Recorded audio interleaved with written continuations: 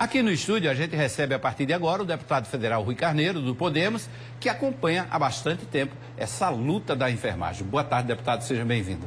Boa tarde, Hermes. Boa tarde a todos que nos assistem. Para mim é uma grande satisfação mais uma vez estar aqui. Esse dinheiro é suficiente, deputado, para os estados e municípios cumprirem esse piso? Esse dinheiro, na verdade, é um complemento. O valor que chega nos municípios é fruto do que os municípios colocaram no sistema, correto?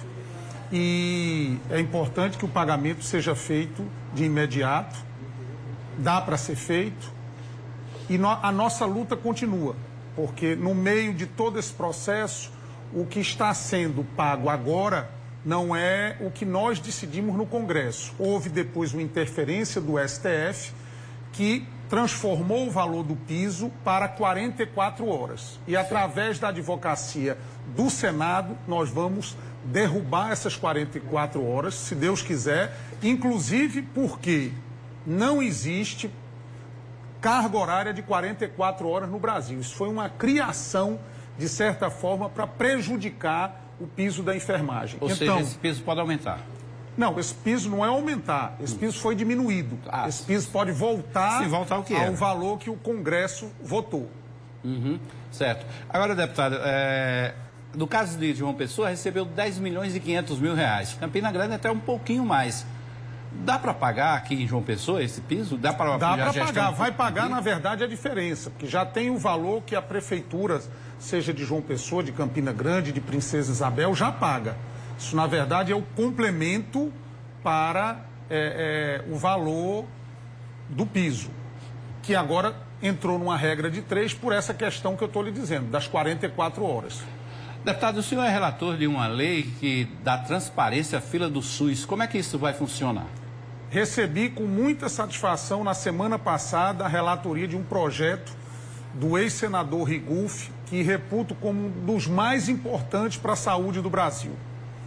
Nós que vivemos essa realidade de fura-fila, de falta de transparência e, se Deus quiser, depois da aprovação do nosso relatório, que vai para o Senado, nós vamos colocar regra nos sistemas de regulação. Hoje, como foi dito aqui, existe a interferência política, que é uma vergonha, pessoas morrem por causa disso. Você, às vezes, por exemplo, está numa fila para uma cirurgia, uma necessidade, por exemplo, de fazer uma catarata.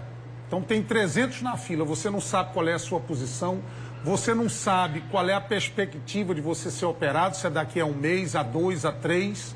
Tudo isso nós vamos mudar a partir da aprovação desse novo relatório. O projeto já está muito bom, tivemos no Ministério da Saúde na semana passada e ele será ainda melhorado com algumas emendas para que isso passe a ser uma realidade no Brasil. O cidadão que paga o salário do prefeito, do governador, do secretário, dos funcionários, ele tem direito à transparência. Ele tem direito a saber, em todas as especialidades, o tamanho da fila. Isso, inclusive, vai também constranger o gestor, porque ele sabe que tem um problema ali posto, público, e ele vai se constranger, por exemplo, que você tem uma fila de 300, 400 pessoas para fazer uma cirurgia de catarata. Está em que fase esse projeto? Tem data para ser votado? Não, está em fase final, já passou pelas 3 comissões, deve ser votado nas 2 próximas semanas. Eu sou relator de plenário e aí abre-se um período apenas para algumas emendas e depois nós entregamos o relatório final, que com certeza será aprovado pelo bem do Brasil. Isso é um dos maiores problemas para as pessoas que usam o SUS, as pessoas mais humildes, que às vezes têm que recorrer a favor de um e a favor de outro, quando na verdade você tem que ter uma fila transparente e decente que funcione. Ele ainda volta para o Senado? Volta. Para ser votado lá, para ser analisado novamente, né? Volta. Teve modificação esse projeto? Teve modificações. Passou por 3 comissões na Câmara. Aí depois vai para a sanção presidencial. Assim? Isso. Vai para a sessão presidencial. Então, a previsão é que até o final do ano esteja assim resolvido. Espero. Vou, inclusive, pedir apoio de alguns senadores que nós conhecemos. Vou pedir para o senador Rigulfi também conversar com outros parlamentares, porque esse projeto estando em vigor, ele, claro que terá um período de adaptação, mas ele é importantíssimo para a transparência na saúde e, como eu disse, o termo é esse: acabar com o fura-fila. Isso é desumano, isso é desleal, política não tem nada a ver com saúde. Ô, deputado, a gente falou aqui no primeiro bloco do pedido de pensão com liminar ao Supremo Tribunal Federal de ex-governadores, de viúva de ex-governadores. O senhor tinha um projeto nesse sentido, ele estava subscrevendo um projeto nesse sentido, né? Não, o projeto que acaba com a pensão do governador é do deputado Carlos Sampaio, meu e mais de 2 deputados. Quando ele estava em tramitação final, o próprio STF decidiu suspender os pagamentos das pensões de governador, que são uma vergonha. É injustificável. Por exemplo, vou dar um exemplo. Cícero Lucena foi 10 meses governador. 10 meses governador. Quando o Ronaldo saiu para a campanha do Senado, ele ficou 10 meses no governo.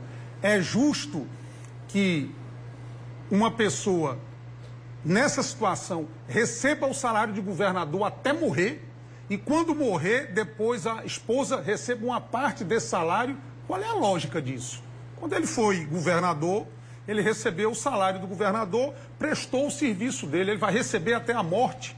Então o STF, em boa hora, suspendeu os pagamentos e agora estão tentando fazer esse recurso. Eu acho isso vergonhoso, eu acho isso um escárnio, um deboche com a população, principalmente a população mais humilde, que o homem tem que contribuir com um teto de 6 mil e poucos reais, que é o teto do SUS, durante 35 anos, a mulher durante 30, se aposentar com 65 anos de idade, a mulher com 60. Aí vão algumas pessoas se beneficiar dessa circunstância de querer receber um salário de governador por ter sido governador 10 meses, não foi nem eleito. Entrou numa circunstância para receber o salário até morrer. Isso é uma vergonha.